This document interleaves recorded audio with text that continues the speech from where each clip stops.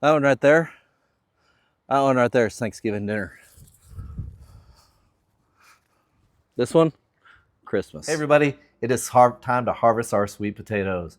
We're gonna go show you what kind of harvest we got this year.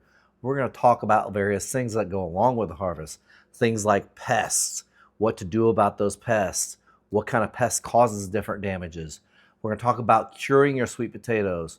We're also gonna talk about how best way to harvest your sweet potatoes and when to harvest them. You guys ready? Let's get started. Hey everybody, welcome to the jungle. These sweet potato plants are everywhere. I mean, they are planted right along in here, but they are going out over this way and over that way. Huge, huge, huge vines. I hope I get more than just green tops this year. Hopefully we got a good root system on these things. We'll see. Let's get digging and see what we come up with.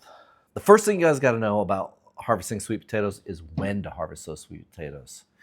Now, I typically don't get my sweet potatoes out till June, middle of June, when things start warming up. So I try to let them go as long as possible. These guys love the heat. That's why you kind of wait till you get till June to get these guys out. The longer you go, the bigger the sweet potatoes that you'll have. So a couple things you guys got to think about on that is make sure you get them out early enough that you still can produce decent sized sweet potatoes. The other thing you got to worry about is first frost. You want to make sure you get these sweet potatoes out of the ground before the first frost. Some will say that the sweet potatoes turn bitter if they get a frost on them. The vines die off and that signals the roots to turn bitter. The other thing though would be is if you did get a freeze. If you get a hard freeze and that ground freezes up, these things are just going to turn into mush. So how do you harvest the sweet potatoes? Well, I'd definitely recommend not going out there with a shovel and just trying to dig them up. I usually use a little hand trowel to get started, and then I will slowly just use my hands and slowly dig them up. If you wait till after a rain, it's nice and soft out there, you should be able to pull those sweet potatoes right out of the ground with no problem at all. Now, when you are harvesting these sweet potatoes, don't take them and just chuck them in a wheelbarrow, chuck them in a box. They are still pretty sensitive to getting some bruising and stuff. You want to place them in a box or place them in a wheelbarrow very gently so you don't bruise them. Another tip for this that will help you out is if you take those vines and snip them, get rid of them, push them off to the side. Those vines are huge, let me tell you, and they will just get in the way. You won't be able to see where you're digging at. Take those vines, snip them, push them off to the side. They make a fantastic, I know you can eat them, but they also make a fantastic cover for the winter. Whenever you're mulching your beds, those vines, there's a lot of mass there and they will break down. So use that, save those vines. Don't just pitch them in the pitch them and get rid of them off the property. Put them in a compost pile, put them on your garden, use them as a layer of mulch. And, you know, I don't want to brag or anything, but look at this thing.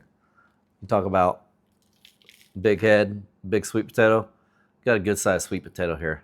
Let's talk a little bit about sweet potato pests. Now there are several things that can cause your sweet potatoes to have problems like this right here. Right here, this looks like vole damage. This looks like a little vole that has eaten this. Probably typically want to set traps for these guys if this is your common problem. I think this has been the common problem for me last year and the year before. Got these out a little bit early. So that's one of the common problems.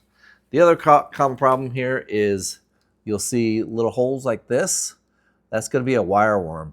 Those things are going to kind of try to bore in there and different things like that. The sweet potatoes are still going to be safe to eat even with this damage and even with that little wireworm hole in there. The wireworms leave. They don't come back. As long as you guys can cure these things, these guys will be safe to eat. Just take that section and chop it off. I mean, look at this. You just take that little section, chop it off. Look how much sweet potato you will have left. I mean, seriously, don't throw this away. Save it. Still edible. Now, I mentioned about curing your sweet potatoes. This is going to be one of the most important steps that you got to take. If you would take this guy right now and not wait till Thanksgiving, I mean, this is definitely a Thanksgiving sweet potato. If you would eat this guy right now, it would be so bland, so just so not sweet. It would be a bland potato is what I would call it. Let's talk about the curing process. This is one of the very important things for this guy to taste sweet and to taste like a homegrown sweet potato. So the curing process is going to take place over a process of about 14 days. You want to take these guys and you want to lay them out.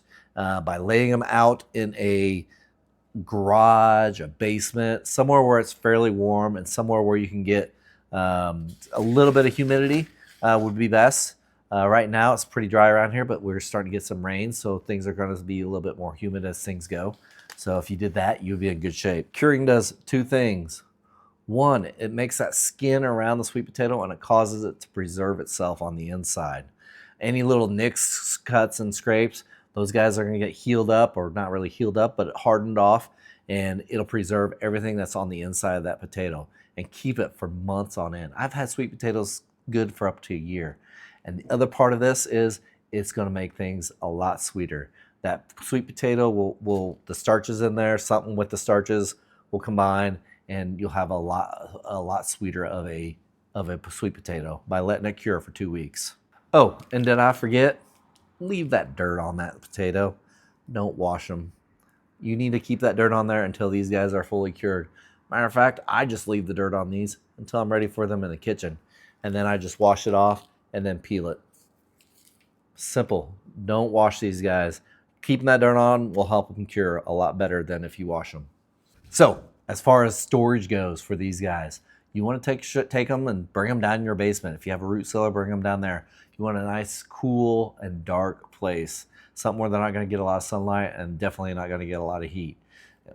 You can store these guys, like I said, up to a year in a nice, cool, dark place. And that's it, folks. You'll have a nice sweet potato harvest. You'll have a nice Thanksgiving dinner, nice Christmas dinner, and many other dinners throughout the whole entire course of the year.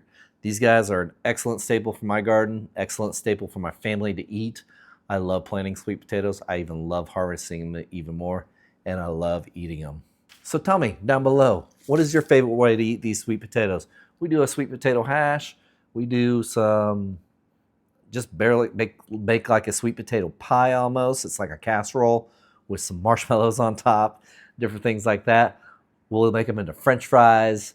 We love eating our sweet potatoes. What do you guys use for your sweet potatoes? If you got an interesting recipe, copy and paste that sucker down below.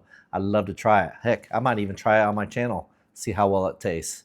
Speaking of which, if you haven't subscribed to the channel yet, click that subscribe button, click that like button. I will have plenty more harvest tips and different things like that coming up. We're going to do this all winter, folks. Cheers, everybody, and God bless.